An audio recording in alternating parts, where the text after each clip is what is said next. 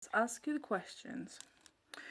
Why ES spell yes, is it?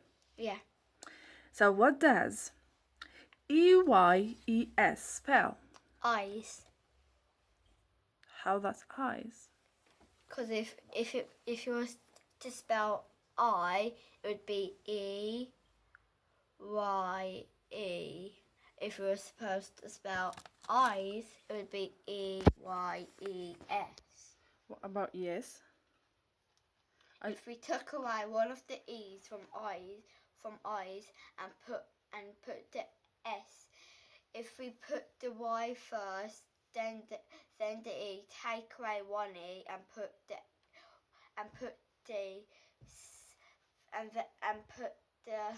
S, it would spell yes. Okay. So you are so clever then, because some people they are really struggling to find why ES spell yes and what does EYES spell Eyes. eyes. So that's a quick answer. Well done. Eyes and yes are related because they've both got the same letters, just the E's the extra. Good job.